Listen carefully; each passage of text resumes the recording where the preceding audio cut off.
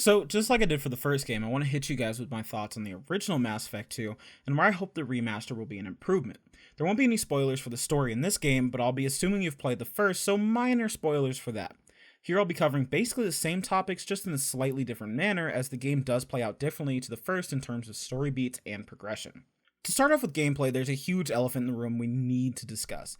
If I open the keybinds menu and discover that I can't separate cover, interact, and sprint to 3 different keybinds, I'm going to start by freaking out, probably roll around on the ground making confused crying sounds, and then I'm going to go on a rant live on stream, probably including a strongly worded letter to BioWare, and then I'm immediately going to lower the game score by 5 points regardless of how good the rest of it is. Okay, moving on, the combat in the second game was a huge leap from what we got in the first, with real shooter mechanics and guns that felt like firearms, not fancy dice rollers. The inventory system was probably oversimplified, only allowing for a couple of guns of each class, which for me just meant using the Madoc for everything put in front of me, only ever changing ammo types when I needed to, and switching to a pistol when I was out of ammo. The squad control system was also a big improvement, making it feel fluid while admittedly a little limited, but the soldier class really getting some love with Adrenaline Rush and Concussive Shot really made it a joy to play. I felt like a space marine in the company of truly remarkable people, rather than being a boring soldier with a squad equipped with party tricks. I've always preferred more intelligent enemies over tanky enemies when I raise the difficulty, so Praetorians could really do with an improvement, leaving me pressed to find ammo rather than to play better doesn't interest me. There's improvements to be made here for sure, but honestly, if you just fix the keybinds, that would be enough for me. Exploration is different in Mass Effect 2, where rather than being dropped in the Mako and left to drive to your destination, you'll be introduced to a series of hub worlds. Don't expect anything to the extent of a Witcher game, but I enjoy them nonetheless as they all feel like their own place and I enjoy the differences of each. Unlike the first game, pretty much everywhere you'll visit feels like a handcrafted experience rather than a dev picking from a pool of pre-made interiors. There may be slight similarity between levels in the same hub world, but that makes sense, they're in the same place. However, for example on Omega, the missions to recruit the Scientist and Archangel feel different, and that's what matters at the end of the day. Outside of DLC, there's no real vehicle exploration and it's poorly implemented when it is in the game, so that's a definite downgrade, but for me it led to a much better overall experience that I'm happy to come back to over and over again. I don't see any real improvements I want to see here, so we'll see if anything actually changes. There's really 2 stories in this game. A main story that involves destroying a galaxy-wide threat, which is as detailed as I'd like to be to avoid spoilers, and a series of missions both recruiting and gaining the loyalty of a mostly new squad. You'll see everyone from the original game at some point, but not everyone will be coming on board, which is fine as it makes room for a fantastic new cast. Naming the story missions would in themselves be a bit of a spoiler, but let's suffice to say that I found the first colony pretty mediocre, and the final fight on Horizon to be a waste of my time. I'd like to see improvements with some gameplay tweaks mostly involving the arena it takes place in. The IFF and the Derelict ship were both awesome from story perspectives while offering exciting exploration. Combat wise, there was highs and mids, with no real massive low points. The final mission is absolutely fantastic and maybe the best in the series, maybe in any game ever. However,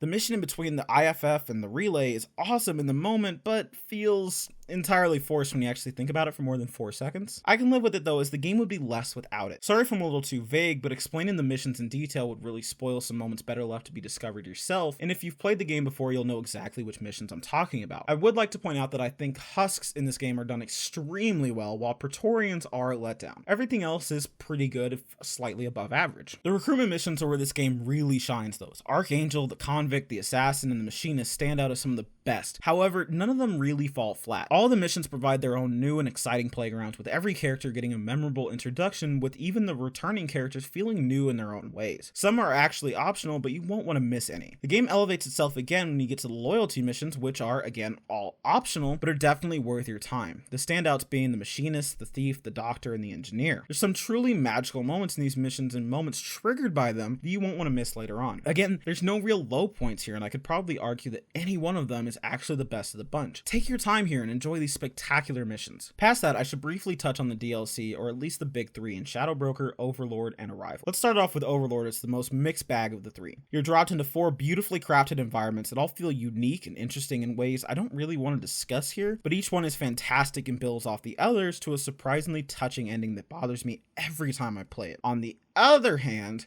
you spend an annoying amount of time driving between these hubs in a vehicle that's not nearly as fun as the Mako, and that really drags me down. I'm sure it's an attempt to bring up feelings from the old games, but it really didn't work for me, and I would honestly be happy seeing them get cut. Moving on to the Lair of the Shadow Broker, we will have the first of 2 essential DLCs that impact will be important in the next game, but it's fine because they're fantastic to play. The Lair of the Shadow Broker DLC has you team up with an old friend as you track down the mysterious Shadow Broker together. You'll track his agents across Ilium, then find your way onto his very cool ship, which leads to some interesting combat opportunities along the way. The boss fight with him is interesting, if a little straightforward, but the per character dialogue you'll get with him depending on which squad mate you bring, and the files he's collected on your squad and the people around you are absolutely worth a read. Overall, it's a really great time and I highly recommend it to anybody. Saving the best for last is Arrival, which is the canonical ending to Mass Effect 2 and where the story will pick up right at the beginning of the 3rd game, so you should definitely give it a playthrough right at the end of your game. Shepard will actually be going solo for the majority of the mission, which is an interesting change of pace that allows for some interesting story moments. I'm glad some of the new gameplay aspects didn't make a return, but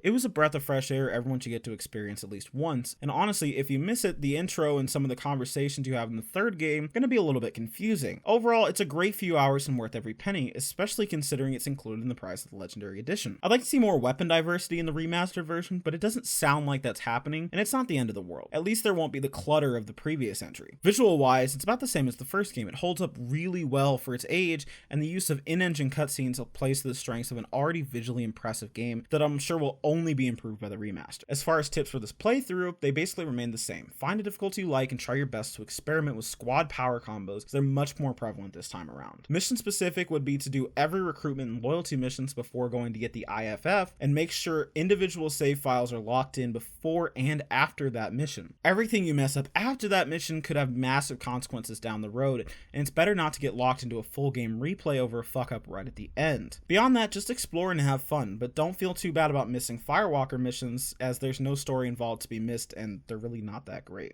I'm Purple, and that'll be it for me today. Thanks for watching all the way to the end. Join me for my stream on Mass Effect 2. It should be around the 17th, Monday, depending on when my Mass Effect 1 stream gets finished and I get the video done for that one. Otherwise, appreciate you sticking around. Have a good night, and always remember to smile.